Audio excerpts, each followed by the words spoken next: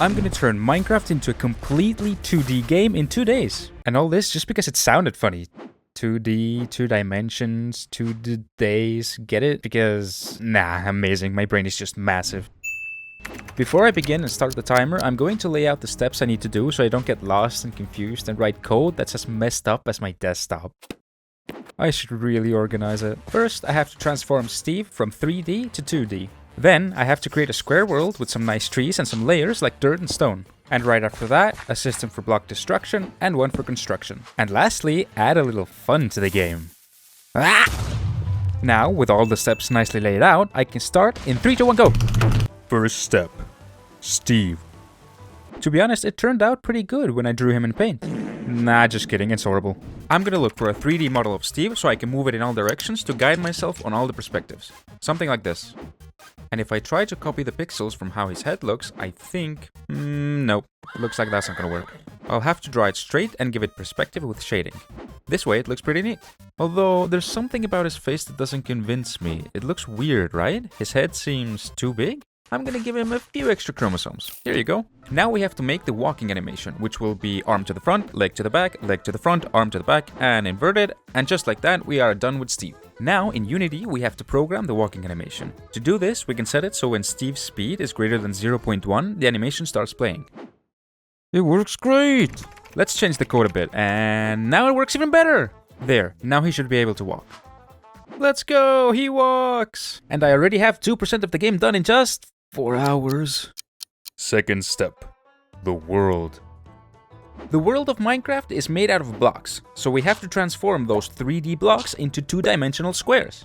I keep impressing myself with my galaxy brain. To do this, I have to write a piece of code that spawns squares at a distance of 1 from each other, or else they would overlap. For now, I'll make it so it just spawns a few of them so my PC doesn't blow up.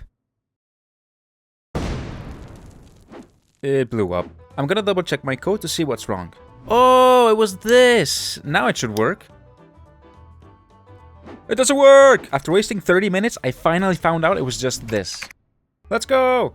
Now I have a giant square made out of smaller squares that we can call... a chunk. Now we have to give our world some sort of shape, and for this we have something called noise. No, not this type of noise! It's a visual noise, and if we tell our giant square that in the dark regions of the noise it should keep the little squares, and delete them where the noise is white, we're left with this. And if we adjust the colors of the noise, we can make it so it just stays on the top so we have a floor to walk on. And between my PC exploding and me getting confused with the noise, I lost a total of 4 hours. I'm not gonna make it. No, I have to be strong. I have to fight for my dreams and never give up, like Goku. Goku never gave up. And we now have the shape of the world. Next we have to look for the sprites, which will be the grass block, dirt block, stone block, and I also want the log block and the leaves. I found this website that has sprites for all of Minecraft's blocks, but unorganized. Come on, waste more of my time. Okay, I found one of the ones I want. I'm gonna download it. Wait. What's with this shit format? Thankfully, for common problems, we have common solutions. I should do poetry. I found this website where we can convert this crappy format to a format that's more normal and usable. With all the sprites downloaded, we now have to modify our code so that depending on which layer it is, it places one type of block or another. For example, stone blocks will be placed everywhere except for 5 layers, so we can use those 5 remaining layers to place dirt. The underground world is done. Now we're gonna make the surface world, which are the trees. To do this, we have to repeat what we did with the stone, but instead of with a minus, with a plus, right? This is not what I had in mind. We have to make it so only a few of them appear. We write stuff which have no idea what it does, but it looks like my buddy ChatGPT does.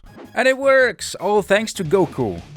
And you too, ChatGPT. We use the same process to make the trees taller and for the leaves. And finally, we're done with the world. And it only took us... a whole day! Great! Time to sleep. New day!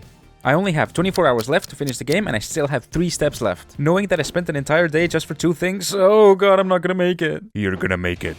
I'm gonna make it! Let's start with destruction. The good thing about having all the blocks separate is that we have all the blocks separate. Damn, my intelligence keeps surprising me. To be able to destroy a block, we need to write code that makes the mouse shoot a ray. And if there's an object, destroy it.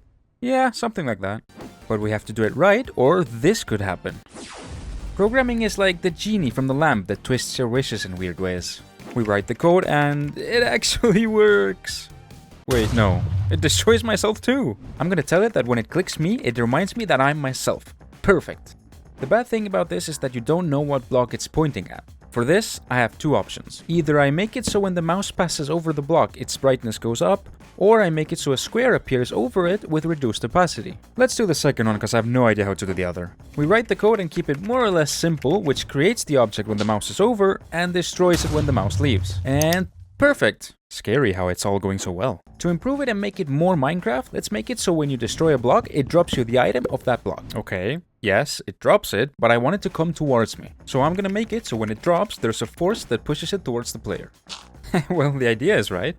I'll make it so when the item touches the player, it gets destroyed. Also, depending on the block we destroy, it will be added to our inventory. And with that, I think we can be happy about the destruction part and move on to construction! Thank you, thank you. Let's use the same logic as we did with making the world. Depending on which block we right-click, it will create another block on top of it. And okay, why isn't it doing anything? Why doesn't it work, man? Oh, it is working. What's happening is that it's creating the new blocks right on top. As in, not on top, but like on top.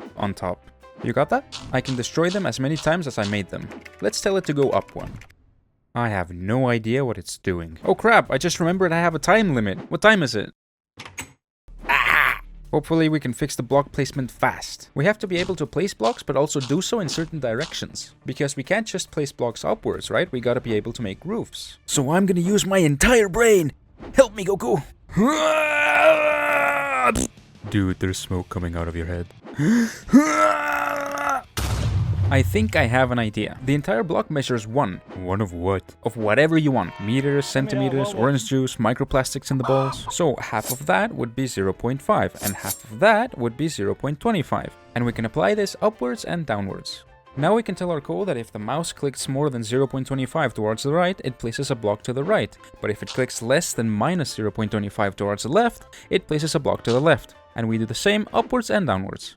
And just like that, we've made a construction system. We're amazing! And in less than 1 day, we were able to make a construction system and a destruction one, and the time we have left is 1 hour. Come on, don't lose your cool, you know you can do it. Let's go! To make it more fun, instead of adding the boring and annoying zombie, let's add a creeper that explodes. To do that, just like with Steve, we have to make it 2D in Photoshop. The easy part will be the creeper standing still. The difficult part will be animating its legs moving in pixel art. I'm gonna put a 30-minute timer to leave the other 30 for programming. 3, 2, 1, go! I'm done with the first image. Man, why can't I get the legs right? They're so ugly. I ended up losing 5 minutes from my programming time because of those legs, and I'm only left with 20 to write code, so I have to hurry.